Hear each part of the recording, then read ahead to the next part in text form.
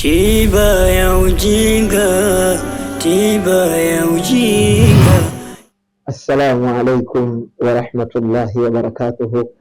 Alhamdulillahi rabbil alamin, wassalatu wassalam ala ashrafil mursalin sayyidina Muhammadi wa alihi wa sahbihi wa man tabi'ahum bi ihsanin ila yaumiddin.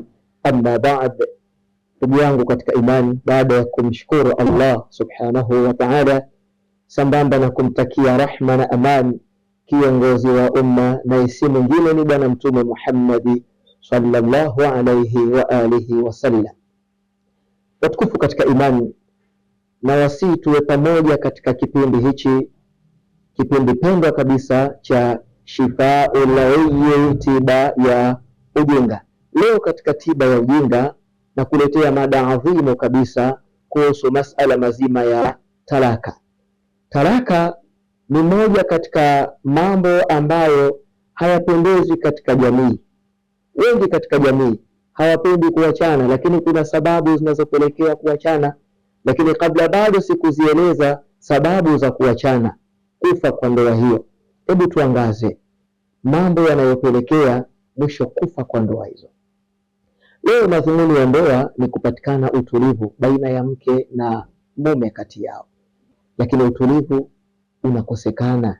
Hii yote kwa kuwa ndani yake yamekosekana mambo yenye kuleta uhai katika ndoa. Ndugu yangu katika imani, naomba yazingatie haya ambayo nakwenda kukueleza kabla hatujaianza topic yetu ya talaka. Sababu zinazopelekea watu kuachana ni kukosekana kwa mambo yafuatayo. Allah tabaraka wa taala ameeleza muradi na makusudio ya ndoa pale aliposema wa min ayatihi an khalaqa lakum min anfusikum azwaja litaskunu ilaiha wa ja'ala bainakum mawaddatan wa rahma.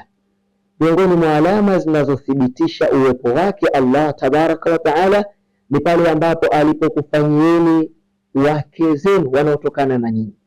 Lengo litaskunu ilaiha, mpate kutulizana, mpate utulivu kutoka kwao, na Allah akajalia kati ya mke na mume mapenzi na huruma. Leo kwa nini yanakosekana mapenzi na huruma? Mapenzi na huruma ndio afya ya ndoa. Kukosekana mapenzi na huruma maana yake yaashiria yamekufa mambo manne ndani yake. Miongoni mwa mambo hayo, ili ndoa iweze kuwa hai, jambo la kwanza ni qaulan layyina, kuwa na maneno matamu, kuwa na maneno mazuri mume kwa mkewe. Siku zote mume jukumu lake kubwa ni kuitunza ndoa, na mke jukumu lake kubwa ni kuilinda ndoa. Ndoa inatunzwa vipi? Ndoa inatunzwa kwa mambo manne. Yakikosekana mambo haya manne, matunzo yanapotea, na yakipotea matunzo, kinachofuata ni kuweza kukosekana ulinzi katika ndoa hiyo. Jambo la kwanza kama tulivyosema ni qaulan layyina, maneno yaliyokuwa laini kwa mkewe. Leo mtu anaweza kuzungumza na mkewe kana kwamba anaongea na muhuni fulani fulani tu, au kana kwamba anaongea na mtu wa ovyo. Ile hali Allah tabaraka wa taala ameeleza maneno ndani ya Qur'an, hata mtu akiwa jabari vipi, kwa maneno yaliyokuwa mazuri, maneno yaliyokuwa laini, humfanya mtu huyo akakaa sawa sawa.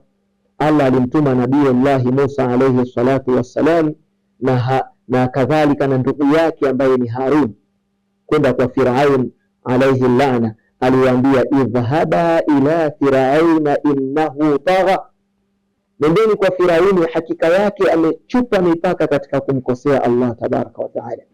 Kisha akawaambia mtakapofika kwake, sikia maneno haya, mtakapofika kwake, faqula lahu qaulan layyina, semeni kumwambia yeye maneno yaliyokuwa laini. Hebu tazama Firauni na ujabari wake aliyokuwa nao, lakini Allah anawatuma mitume wake, watakapofika kwake yeye wasizungumze kwa hali aliyonayo, ila wazungumze kwa kitu ambacho kitakachomshawishi.